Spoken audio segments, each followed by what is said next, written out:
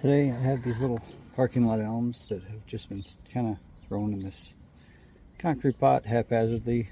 I'm going to get the trunks a little closer together, turn it into an actual little shohin clump, and put it into a nicer pot that I made. You see that beautiful glaze? It's an ash glaze that I made, one of the blue ash glazes.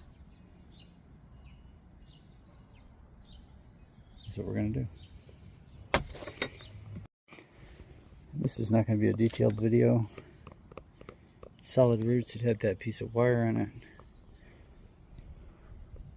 Yeah, I'll work the roots and show you that. Put it in a new pot, show you that. That'll be that. So I came in and cut off all the high roots off of these things.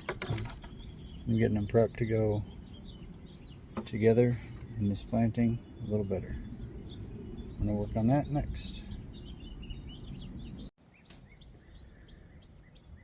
Got a new pot.